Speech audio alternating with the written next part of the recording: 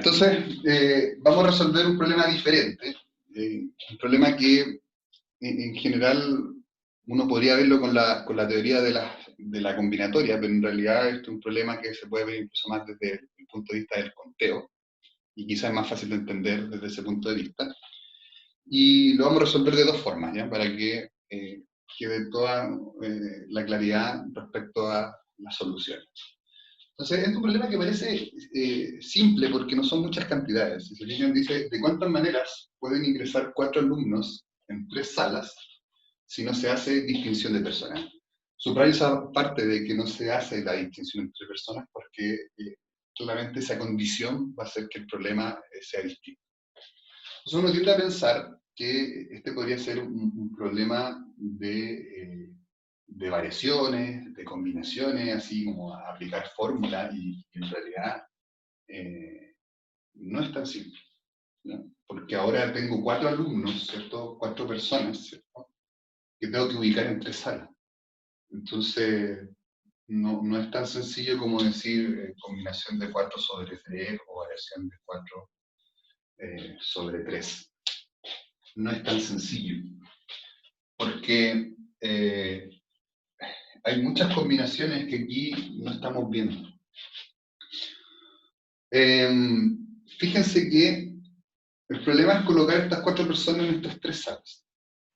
Entonces, si uno lo ve desde el punto de vista intuitivo, no vamos a hacer distinción entre las personas, por eso colocamos PPP, para que entendamos que no hay diferencia entre cada una de ellas.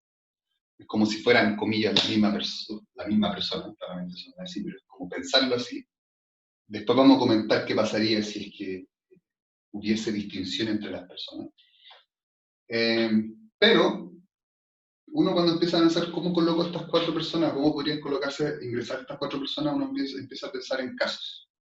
Entonces, por ejemplo, el primer caso sería, ¿qué pasa si las 4 personas van en una sala y en la otra no hay ninguna?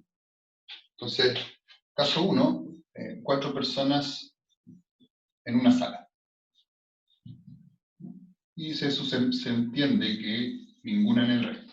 Entonces yo tengo, si lo hacemos aquí, ya, y lo hacemos sala 1, sala 2, sala 3, ¿cierto? Sería así, ¿cierto? Podría ser así. Y podría ser así. 4 personas en la sala 1, 4 personas en la sala 2 o 4 personas en la sala 3. Ese sería como el caso más extremo, ¿ya? Tendríamos ya 3 casos, ¿cierto? El segundo caso sería pensar, bueno, ¿qué pasaría si hubiese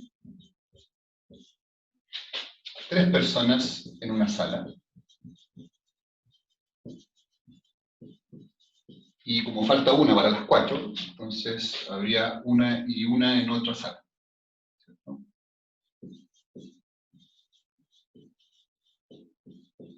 Entonces, ahí aparecen más casos, porque claramente el 3 y el 1 se puede mover con más libertad que los dos ceros, ¿cierto? Entonces, si teníamos la sala 1, la sala 2, la sala 3, ¿cierto? Aquí tendríamos, vamos a colocarlo aquí, para que lo vean. ¿Ya? Entonces, 3 en una sala y una en cualquiera de las dos, entonces sería 3, ¿cierto? Ahí, o podría ser 3 y una acá, ¿no? Esas dos se intercambian. O qué pasa si en la sala 2 están las 3 personas y estas dos se intercambian y en una de las dos hay una persona, ¿cierto? Ahí sería el otro caso. O que en la sala 3 estén las 3 personas, ¿cierto? Y una en la sala 1 o una en la sala 2.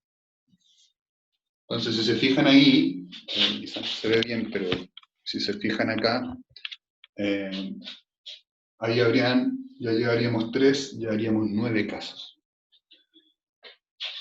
Nos queda el último caso, el penúltimo caso en realidad, ¿qué pasaría si, aquí voy a borrar esto, ¿cierto? Caso 3, ¿qué pasaría si hubiesen 2 y 2? ¿Ya? Entonces, caso 3, a ver si se ve bien. Ahí dice el caso 3, dice qué pasa si hay 2 personas en una sala y 2 en otra. ¿Ya? Esto lo vamos a tratar de hacer un poquito más corto, porque no son tantos casos. Entonces, tendríamos que pensar en un caso 3, ¿cierto? ¿Qué pasaría si hay 2 y 2, ¿cierto? 2 en una y ninguna en otra. O, ¿qué pasaría si hubieran 2 y 2 aquí, ¿cierto? O, ¿qué pasaría si hubiesen las 2 acá? Se fijan ahí, 2 en una sala y 2 en otra, y por ende en la tercera no tiene que haber ninguna. Entonces sería un caso 3, ¿cierto? 2 personas en una sala y 2 en otra. Caso 4, nos queda un caso 4. ¿Qué pasaría si hay 2 personas en una sala? ¿Ya? Y quizá, bueno, quizá no se ve muy bien así. El caso 4 dice, ¿qué pasa si hay 2 personas en una sala y estas 2 en otra se reparten? Entonces, hay 2 personas en una sala.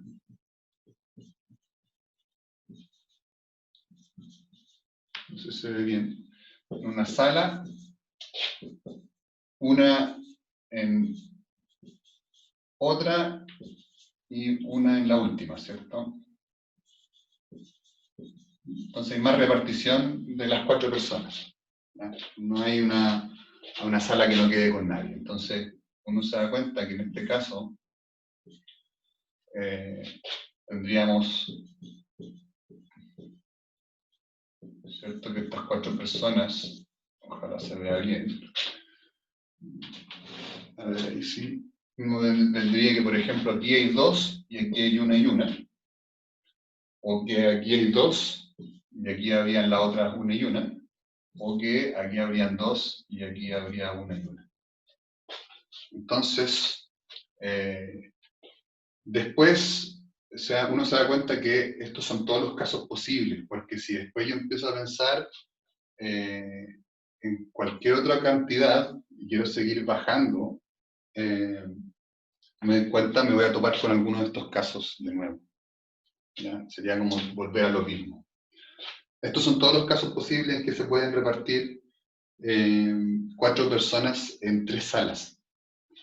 Y si uno cuenta ahora los casos, entonces ahora hacemos el conteo, aquí tendríamos, ¿cierto? 1, 2, 3, 4, 5, 6,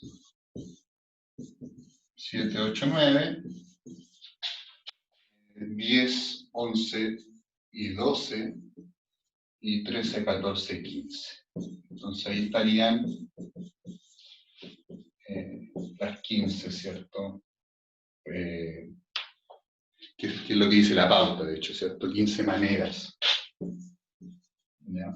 Esa sería una forma de verlo de manera intuitiva, haciendo conteo, viendo los casos. Que ojo, en ejercicios con pocas cantidades, no es una mala estrategia. ¿Ya? Llegar a 15 no es tanto. ¿Ya? Cuando uno ya empieza como a hacer más de 30 o 40, ya es como preocuparse. Pero en este caso 15 no es tanto que podamos analizar. Entonces, hay 15 formas de ubicar 4 personas en 3 salas. Si se fijan aquí, claramente el orden no importa, porque si yo intercambiara S con S, ¿cierto? Estaría obteniendo S. Entonces, aquí uno se da cuenta que no hay un problema, ¿cierto? Hay un problema incluso de variación, pero uno se da cuenta que aquí hicimos todo. ¿Qué pasaría? Y ahí está la pregunta. ¿Qué pasaría si las personas hubiesen sido distinguibles? Si hubiese dicho, no sé, le hubiese dado nombres a estas 4 personas. No sé, Juan, Pedro, María, Romina. Claramente, en esos casos, cada uno de estos, cada una de estas combinaciones, uno tendría que ver cómo están repartidas. ¿Ya? Por ejemplo, aquí cuando son 4 no es problema. Pero si, por ejemplo, aquí hay un grupo de 3 y otro de 1, habría que, por ejemplo, ver cuál es cuál, porque habrían más casos.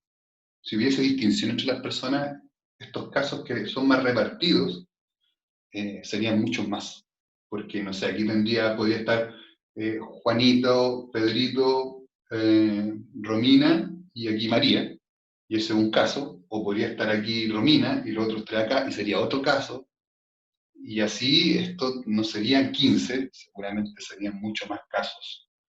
En este caso no es problema, porque aquí están todos juntos en el mismo, entonces no es problema. Pero en estos que están repartidos aparecerían muchos más casos si hiciéramos distinción entre las personas.